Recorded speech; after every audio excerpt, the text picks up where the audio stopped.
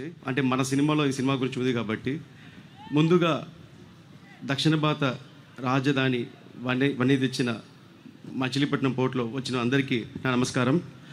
And ముందు తెల్లోళ్ళు రాకముందే బహమనీ సుల్తాన్ ప్రపంచానికి పరిచయం చేశారు ఈ గేట్వే ద్వారా మనల్ని. అదే ఈ బందర్ పోర్ట్. ఈ బందర్ పోర్ట్ గురించి మన హరిహర వీరములో ఒక స్పెషల్ సీక్వెన్స్ ఉందండి. ఒక చాలా పెద్ద సీక్వెన్స్, స్పెషల్ ఎడిషన్లో ఒక సీక్వెన్స్ ఉంది. అండ్ నాకు ఈ మాట చెప్పగానే నేను ఇప్పుడు ఎలా ఉంది పోర్ట్ మీకు ఎవరికి తెలియదు, బట్ బ్యాక్ 16th 17th సెంచురీలో ఇది మేము సీజీలో 2 years కష్టపడ్డాం ఈ పోర్ట్ని రీక్రియేట్ చేసేదానికి. 2 ఏళ్ళు కష్టపడి ఈ హార్బర్ ఎలా ఉంటుంది, ఇప్పుడు అక్కడ ఎన్ని ట్రేడింగ్ జరిగింది, ఎన్ని ఇంపోర్ట్ జరిగింది అన్ని దాంట్లోకి రీక్రియేట్ చేసాం.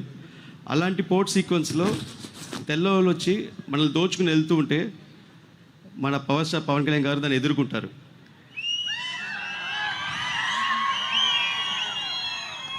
ఆ సీక్వెన్స్ మీరు థియేటర్లో చూస్తే ఇప్పుడు వినిపించే కేక కన్నా ఇంకా కేక్ అండి, మీ గొంతే చాలదు, అంత హెవీగా ఉంటుంది ఆ సీక్వెన్స్. దానికోసం పవన్ సార్ స్పెషల్గా ప్రాక్టీస్ చేశారు. అండ్ మేము షూట్ చేసేటప్పుడు ఈ స్టంట్ సీక్వెన్స్ ఓకే సార్ అంటే, లేదు ఇంకా బాగా చేయాలి, ఇంకా బాగా చేయాలని మీకు బెస్ట్ అవుట్పుట్ ఇచ్చేదానికి అంత కష్టపడ్డారు.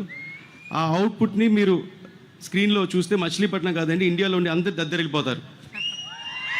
అసలు మామూలు అవుట్పుట్ కాదు అది.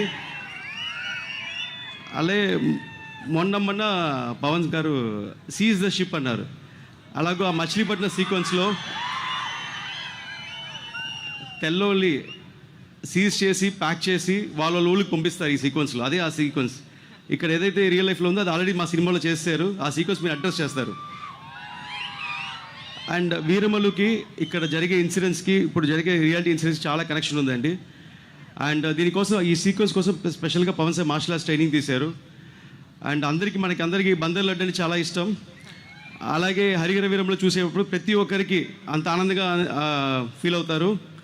దానికి కారణం Pawan sir acting and Nidhi Agarwal glamour,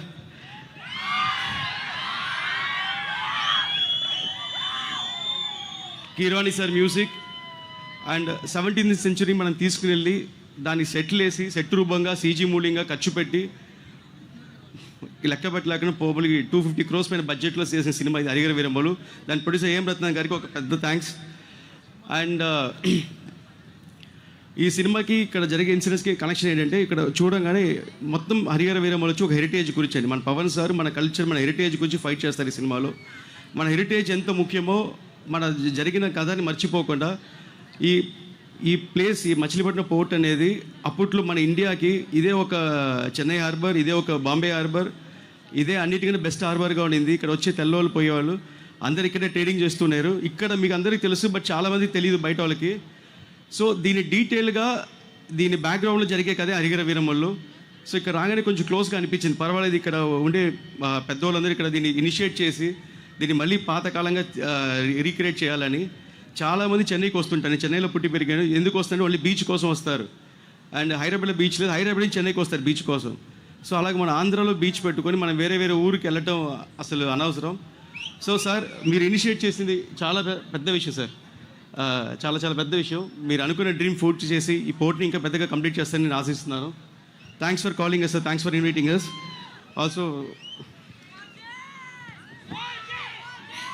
ఏదో లెటర్ కూడా తీసుకొచ్చారు మీకోసం. సో నన్ను ఇన్వైట్ చేసిన రవీంద్ర గారికి, కొల్లూరు రవీంద్ర గారికి చాలా థ్యాంక్స్ సార్. మన డిస్ట్రిక్ట్ ఎస్పీ గంగాధర్ గారికి చాలా థ్యాంక్స్. అండ్ మన జనసేన నాయకులు బండి రామకృష్ణ గారికి, అండ్ ఇక్కడ ఉండే పోలీస్ డిపార్ట్మెంట్ అందరికీ చాలా థ్యాంక్స్ చెప్తున్నాను. అందరికీ ప్రొటెక్షన్, రిటైర్డ్ సేఫ్గా వెళ్ళండి అందరూ. చాలా థ్యాంక్స్ మేడం.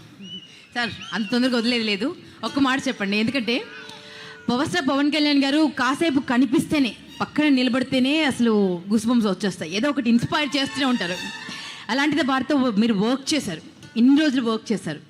సో ఒక నడిచే గ్రంథాలయం ఆయన. ఎన్ని పుస్తకాలు ఉన్నాయో ఆయనలో, ఎన్ని కోణాలు ఉన్నాయో, ఎంత తెలుసుకున్నా అంటే సముద్రంలాగా, ఎంత వెతికితే ఎంత లోతుకు వెళితే అన్ని నిధులు దొరుకుతాయని. సో ఆయన అలాంటి వ్యక్తి, అలాంటి ఒక వ్యక్తిత్వం మేమందరం చాలా చాలా చాలా అడ్మైర్ చేస్తాము. జస్ట్ బికాజ్ ఆయన పట్టుదలకి, ఆయన నిజాయితీకి. సో ఆయనతో వర్క్ చేశారు మీరు ఈ జర్నీలో మీరు తెలుసుకున్నది something surprising. What mesmerized you? యాక్చువల్గా నన్ను అందరు చూసి చాలా జలస్గా ఫీల్ అవుతారు బికాస్ నా పవన్ కళ్యాణ్ వర్క్ చేసిన ఆపర్చునిటీ దొరికింది దానికి. And also I'm very lucky, ఎందుకంటే పవర్ సార్ దగ్గర ఒక స్పెషల్ ఉందండి.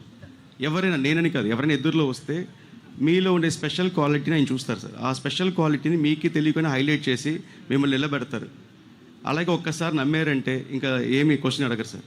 అలాగూ పవర్ సార్ నన్ను నమ్మారు అండ్ సినిమా చేశారు. ఆయన నమ్మకాన్ని నేను కంప్లీట్ చేశాను అనుకుంటున్నాను. సినిమా చూసి నన్ను అప్రిషియేట్ చేశారు. ఒక మాట అన్నారు, మీతో మళ్ళీ ఇంకో సినిమా చేయాలన్నారు. సో అండ్ ఒక్కసారి కాదు 3 సార్లు చూశారు. చూసి ఒక గంట సేపు అప్రిషియేట్ చేశారు. గంట సేపు. బట్ నాకు ఒక చిన్న సంతోషం ఉండేది, నేను వినేది నిజమా లేక ఏదో నాకే హై వచ్చింది అర్థం కాదు ఒక సెకండ్. దాని తర్వాత అసురణం సాంగ్ అయితే సార్కి చాలా ఇష్టం. ఒక 500 టైమ్స్ చూసింటారు సారు ఆ సాంగ్. అండ్ దాని లాస్ట్ వాయిస్ కూడా లాస్ట్ మినిట్లో యాడ్ చేశారు ఇలా కావాలని. సో అంత ప్యాషన్ పవన్ సార్. ఏది చేసినా పర్ఫెక్ట్గా చేయాలి, బాగా చేయాలి అనేది చాలా. అండ్ ఈజ్ పీపుల్స్ మనిషి. సో మీకు తెలుసు. మాకు ఎందుకు అనిపిస్తుంది ఎక్కడో పవర్ స్టార్ ఇందులో పాట పాడారేమో అని ఒక చిన్న డౌట్ కొడుతోంది. సీక్రెట్ సార్, ఈ మాట వినాలి సాంగ్ పాడారు సార్. ఆ సాంగ్ యాక్చువల్గా సార్తో పాడించే నాకు ఐడియా లేదు. బట్ అఫ్ కోర్స్ సినిమా అంటే మనకి గ్లామర్ ఉండాలి అండ్ డాన్స్ ఉండాలి, పర్ఫార్మెన్స్ ఉండాలి. అందరూ పవర్ స్టార్ స్టెప్లు వేస్తే మనకి చూడాలని ఆశగా ఉంది.